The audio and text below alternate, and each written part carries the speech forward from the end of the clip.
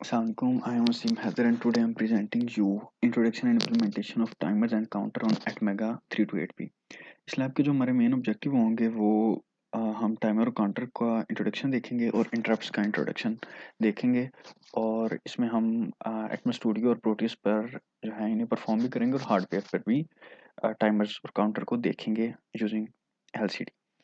तो जो इसमें हमारे पास कंपोनेंट और इक्विपमेंट रिक्वायर्ड हैं वो सारा सेम है, बस जो कुछ हमें एलसीडी और प्रोटियस और आर्डिनो प्रोटियस एटमेगा 328P या 2560 का माइक्रो कंट्रोलर जो रिक्वायर होगा वो सारी चीज़ें सेम रहेंगी। अच्छा, timer we can say the timers are the heart of the automation. और हमने प्रीवियस शुरू से ही इसे देखा है कि हम कोई इनपुट लेते हैं, कोई मैथमेटिकल फंक्शन परफॉर्म करते हैं, कोई काउंटर हमने पिछले में काउंटर भी बनाया था। तो ये काफ़ी टाइम टेकिंग काम होता है, हमें डिले पर डिले देने पड़ते हैं और हम काम तो माइक्रो कंट्रोलर से कर सकते हैं। टाइमर इवेंचुअली जो हमने पहले भी बनाया, काउंटर भी बनाया, तो वो काम तो डिले से भी हो सकता है। तो व्हाई वी नीड कि हम एक एक्स्ट्रा टाइमर बनाएँ, एक एक्स्ट्रा उसके लिए एक पूरा एवीआर में कोड हों, रजिस्टर्स हों, सारा कुछ हो। तो टाइमर्स के लिए थिंग इज़ ये हमारी जो प्रोडक्टिविटी है माइक्रो कंट्रोलर की वो ज़्यादा से ज़्यादा कर सकता है। We can put a time delay on a self-destruct in our evil layer, and we can control the flash rate of our C's causing report। तो हम हमारा जो कंट्रोल है जो हमारा एम्बेडेड सिस्टम में होगा या एक पूरे किसी भी रोबोटिक चीज़ में हो सकता है, तो उसको अगर कंट्रोल करने के लिए हम एक एक्सटर्नल क्लॉक के ज़रिए से, एक सिस्टम क्लॉक के ज़रिए से उसे सिंक्रोनाइज़ करते हैं, तो ये हमारे लिए हमारे जो माइक्रो कंट्रोलर की स्पीड है उसका लाइफ टाइम है वो ज़्यादा कर देगा। फंक्शन ऑफ टाइमर्स, जो मेन सिंपल फंक्शन जो हम कह सकते हैं टाइमर काउंटर का, जो इनके नाम से भी शो हो रहा है, वो यही है कि micro controller simply count in sync with micro clock. तो हम इसको अगर सिंक्रोनाइज कह सकें कि मतलब माइक्रो कंट्रोलर के क्लॉक के साथ इसको सिंक्रोनाइज करके हम सिंपली काउंट करते हैं, तो मेजर फंक्शन टाइमर और काउंटर का यही होता है। The counter can only count up to either 256 8-bit counter और 16-bit काउंटर जो है वो 655535 तक काउंट कर सकते हैं। That's far from the one 100,000 ticks per second that the standard AVR microcontroller provides। तो ये मतलब जो हमारी टिक्स हैं वो इतनी 10,100,000 तक जो है वो माइक्रोकंट्रोलर प्रोवाइड करता है। तो microcontroller provides a very useful feature called pre scaling. इसमें हमारे पास एक प्री स्केलिंग का फैक्टर होगा जिससे हम जो है वो स्किप कर सकते हैं सर्टेन नंबर ऑफ माइक्रोकंट्रोलर का क्लॉक टिक्स। कि अगर हम कुछ टिक्स को माइक्रोकंट्रोलर की क्लॉक की टिक्स को स्किप करना चाहें तो we can do that. Okay, तो AVR microcontroller allow pre-scaling number skipping numbers of 8, 64, 256 and 1024.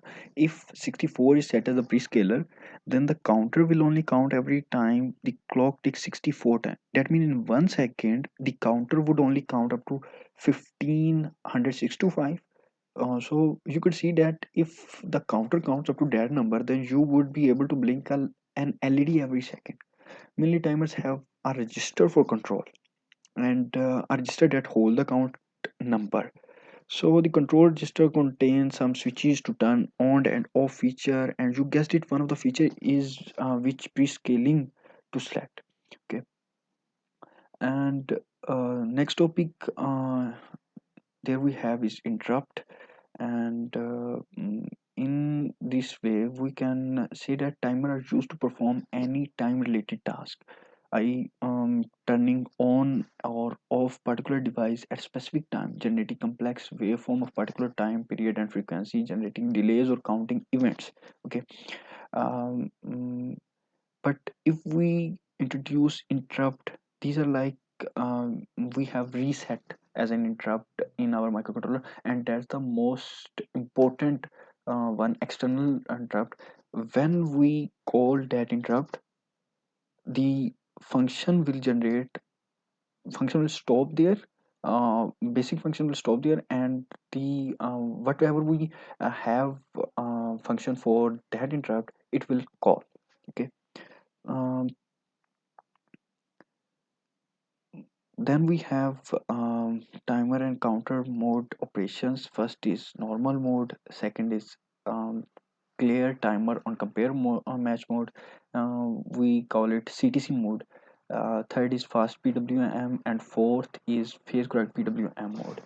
तो इन चार ऑपरेशन से हम जो है वो काम ले सकते हैं। मोस्टली हम अभी जो इस लैब में वो नॉर्मल और सीटीसी में चल रहे होंगे। ओके। और mode of operation, I behavior of the timer and counter and the output compare pin is defined by the combination WGM waveform generation mode bits and compare output mode bit. When we're using normal mode, then we will choose WGM mode bits, and when we have CTC mode, mostly we will go for compare output mode, that is COM bits. Okay. um, अब normal mode में हमारे पास क्या हो रहा होता है, जब हम अपने टाइमर को नॉर्मल मोड में यूज़ करते हैं, तो ये सिंपली वैल्यू जो है वो इंक्रीमेंटिंग की फॉर्म में करता जा रहा है।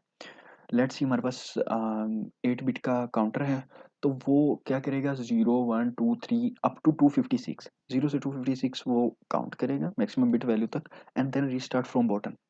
कि उसमें जो है वो टीओवी का फ्लैग, उसका अपना ओवरफ्लो का फ्लैग लगा हुआ होगा, टाइमर काउंटर का ओवरफ्लो का फ्लैग। वो जब सेट होगा, टीसीएनटी जीरो बिकम जीरो। हमारे पास लेट्स से एक टीसीएनटी काउंटर है, और वो हमारे पास नॉर्मल मोड में जीरो हो जाएगा, और ये फिर दोबारा से 0 से 256 जाएगा, ओवरफ्लो का फ्लैग सेट होगा, और फिर से दोबारा से 0 से 256 इस तरह से काम करेगा।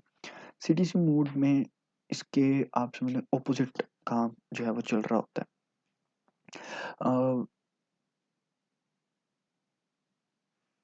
सीटीसी मोड में आप ये कर सकते हैं कि हम कोई ना कोई कंपेयर वैल्यू दे देते हैं उसे करने के लिए, कि भाई ये तुम्हारे पास वैल्यू है, ठीक है।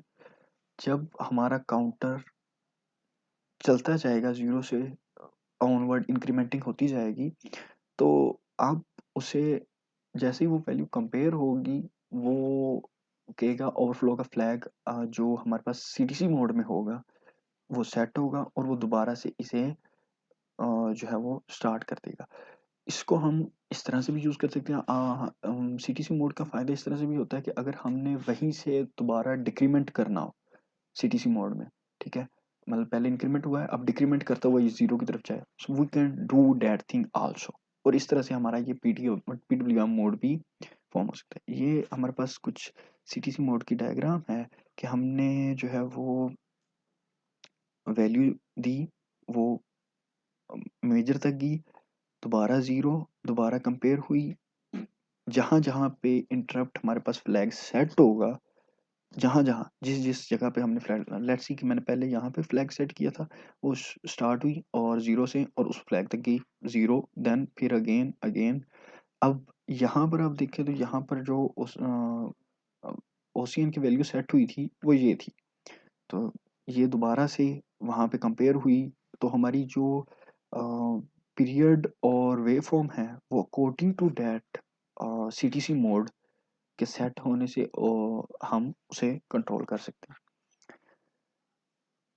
इसमें जो फ्रीक्वेंसी, अगर हमने वेव फॉर्म फ्रीक्वेंसी डिफाइन करनी हो, तो वो कुछ इस तरह से है कि clock over 2n+1 plus O C R N x.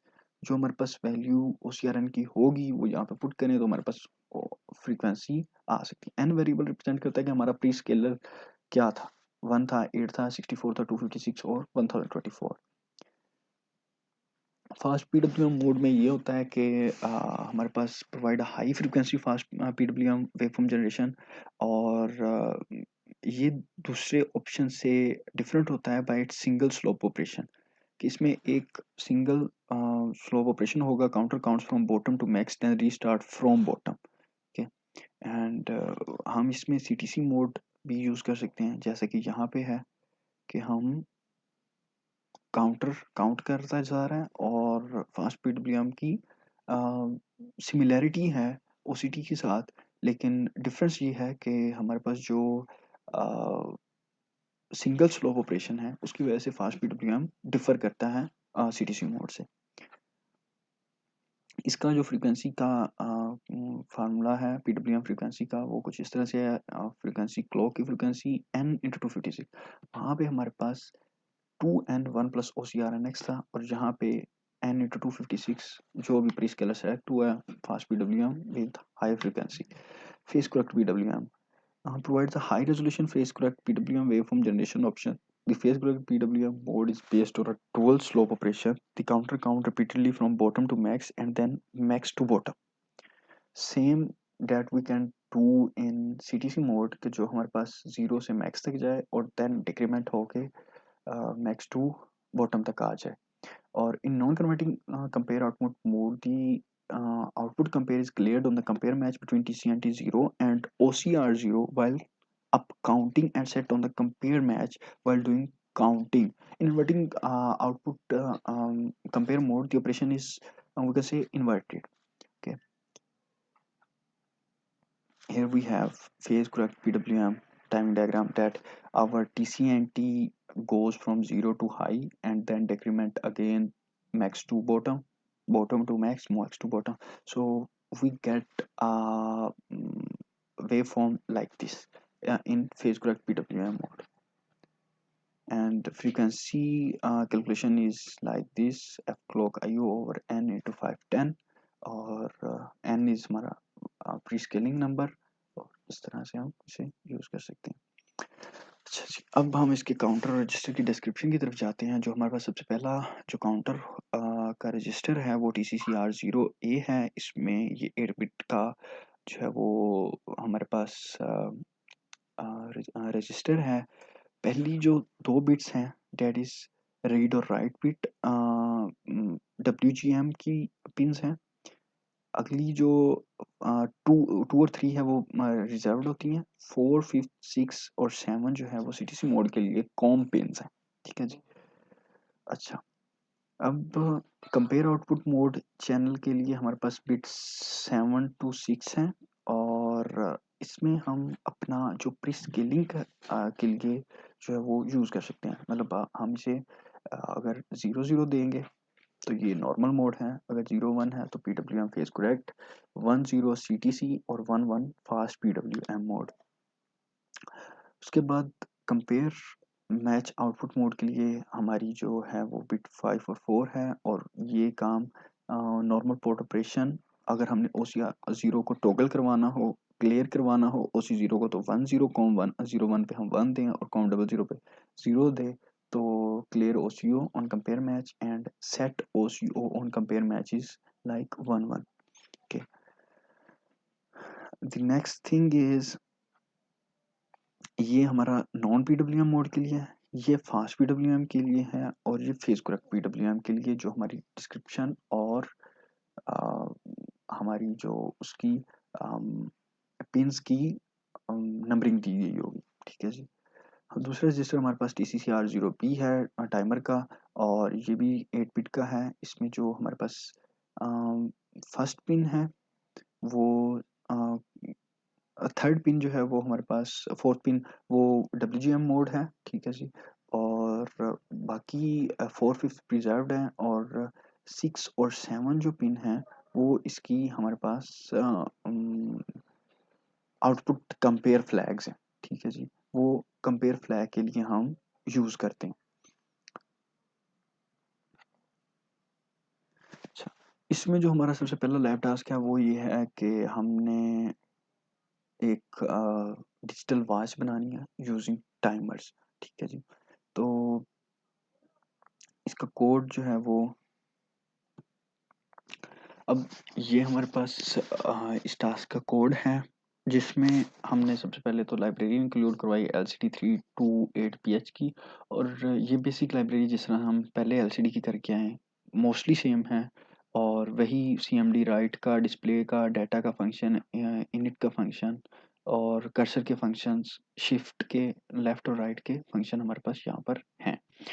अच्छा जी, अब जो हमारे पास यहाँ पे हो रहा है वो ये है कि हमने डिले का एक फंक्शन बनाया और डिले के फंक्शन में हम क्या करेंगे, हम उन काउंटर्स को, टाइमर्स को यूज़ करेंगे और हम इसे यूज़ करेंगे। अच्छा, हम टाइमर ओवरफ्लो को हम 0 कर देते हैं और टाइमर ओवरफ्लो जब तक 62 होता है, while timer overflow is less than 62, तो टीसीएनटी जो है वो हमारा 00, मतलब हमने क्लियर करवा दिया टीसीएनटी को। फर्स्ट हमने रजिस्टर यूज़ किया जो कि मैंने पहले बताया था, TCCR0A, मतलब हमारा पहला रजिस्टर यूज़ कर रहे हैं हम ए वाला, और उसमें 0x00 मतलब नॉर्मल मोड पे यूज़ कर रहे हैं। और जो हमारा दूसरा है उसे हमने 0x05 दिया है हेक्स वैल्यू, और ये वैल्यू 1024 प्री स्केलर पे हमें सेट करके दे देती है। जो हमने डिस्क्रिप्शन में यहाँ पर देखा भी ही था कि हमने अगर TCCR0B को सेट करवाना हो 1024 स्केलर पर, तो ये देखें जी, ये हमारे पास 101 वैल्यू सेट करनी होगी। तो उसके लिए हमने यहाँ पर वैल्यू 0x05 दे दी। अब वहाँ पे हम कंडीशन लगाते हैं कि अगर जब तक ओवरफ्लो का फ्लैग नहीं मिलता फ्लैग के रजिस्टर फ्लैग की पिन के साथ, तो तुम ऐसा करो कि इसमें जो है वो चलते ही रहे, ये टाइमर चलता रहे, और जैसे ही ये मिले तो टाइमर को स्टॉप कर दें हम, और टाइमर वो फ्लैग के वैल्यू को सेट कर दें, और ये दोबारा से इसी लूप में चलता रहेगा डिले में। ये देखिए टाइमर ओवरफ्लो 00, ठीक है जी। अच्छा, अब मेन के फंक्शन में हम क्या कर रहे हैं, हमने वहाँ पे सिंपली 3 एरे बनाई, मिनट, सेकंड और आवर की, और एलसीडी को इनिशियलाइज़ करवाया, और हमने जो है ना व्हाइल की लूप लगाई और उसमें कर्सर को जो है वो सेट कर दिया, ताकि जो है वो हमारी LCD hour, minute, second display करवाए, और for 24 hour we have a for loop for 24 hour and 60 minute 60 second. तो हमारी जो मिनट वाली जो लाइन है वो मिनट डिस्प्ले करवाएगी, कर्सर जो है वो सेकंड डिस्प्ले करवाएगा, और इसी तरह से फिर हम आवर, मिनट और सेकंड इस तरह से उसे डिस्प्ले करवाते जाएंगे। और इसकी अगर हम सिमुलेशन रन करके दिखाऊं मैं आपको प्रोटीज की, तो वो कुछ इस तरह से है। ये देखें, तो हमारे पास ये आवर, मिनट और सेकंड चलते जाएंगे।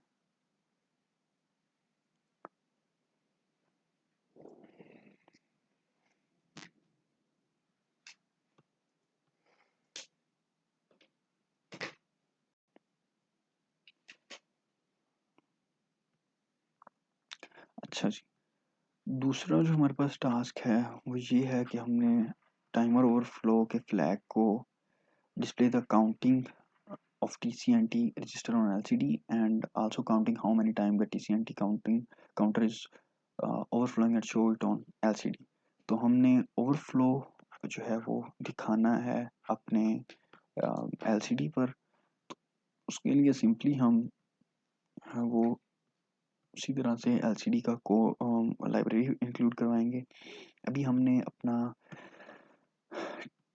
TCNT 0 को 00 किया, क्लियर कर दिया, और रजिस्टर जो है वो ए में नॉर्मल मोड, बी में प्री स्केलर मोड यूज़ कर रहे हैं, और वही सेम कंडीशन ओवरफ्लो फ्लैग के लिए, और वैल्यू जो है वो हमारी आउटपुट पे चली जाए TCNT, मतलब जो वैल्यू हमने सेव की हुई है वो जो TCNT की वैल्यू है वो वैल्यू में सेव हो जाए, और फिर हम टाइमर को स्टॉप कर देंगे जब तक ये कंडीशन मीट करती मिल जाएगी, और ओवरफ्लो वैल्यू मूव करती जाएगी। और वी में हम जो ओवरफ्लो की वैल्यू है, कितनी बारी ओवरफ्लो होता है, वो सेव करवाते जाएंगे। इन्हीं फंक्शंस को हम एलसीडी पे डिस्प्ले करवा देंगे, ओवरफ्लो को, वैल्यू को, और टीसीएनटी की वैल्यू को, जो हमारे पास फंक्शन आउटपुट पे जा रहे हैं। तो ये कुछ इस तरह से रन होगा, और ये देखें ओवरफ्लो 1 2 3 0 FF, मतलब वो इतनी जल्दी, क्योंकि ये हमारा जो 16 मेगाहर्ट्ज़ का क्रिस्टल होता है और इसकी फ्रीक्वेंसी जो है वो माइक्रोकंट्रोलर की बहुत ज़्यादा होती है। तो ये रियल में तो हम वैसे ही इतना नहीं देख पाएँगे, लेकिन ये आप देख सकते हैं कि ओवरफ्लो जिस तरह बढ़ता जा रहा है, TCNT की वैल्यू 0 से FF तक जा रही है। ठीक है जी। अच्छा, जो हमारे पास तीसरा टास्क है वो कुछ इस तरह से है कि हमें एक एक्सटर्नल इवेंट जो उसे हम स्विच समझ लें, आप एक इंटरप्ट के तौर पे हम उसे एक्सटर्नल स्विच यूज़ करेंगे और उसे डिस्प्ले करवाएंगे LCD और 7 सेगमेंट पे, और उसे काउंट करेंगे कि वो कितनी बारी एक्सटर्नल स्विच की एक्टिविटी मिलती है। ठीक है जी। तो जो हमारे पास इसमें कोड है वो कुछ इस तरह से है कि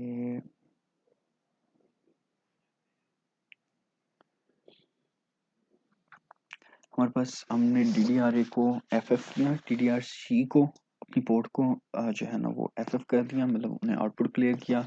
TCNT 0 A को भी हमने नॉर्मल मोड पे यूज़ किया A रजिस्टर को, और B रजिस्टर को हमने प्री स्केलर मोड पे 1024 पे यूज़ कर रहे हैं। इनिशियलाइज करते हैं जब तक हमारी ओवरफ्लो फ्लैग की कंडीशन मीट नहीं होती, वो TCNT पे जो है वो डाटा भेजता जाए। जो नंबर हमारे पास मतलब जितनी बारी हम क्लिक करेंगे उतनी बारी वो डाटा भेजता जाएगा और शिफ्ट करता जाएगा। हमने LCD का शिफ्ट का L राइट का यूज़ किया, और फिर जब जैसे ये कंडीशन मीट करे साथ ही वो टाइमर को स्टॉप कर दे और टाइमर ओवरफ्लो फ्लैग को सेट कर दे। तो इसका जो हमारे पास सिमुलेशन है वो कुछ इस तरह से है कि जैसे ये हमारा अभी स्विच लगा हुआ है और इसे हम क्लिक करेंगे, वो उसे काउंट करता जा रहा है। जैसे जैसे मैं उसे प्रेस कर रहा हूँ उसे एक्सटर्नल इवेंट को काउंट करता जा रहा है। सो इस लैब में जो हमने देखा वो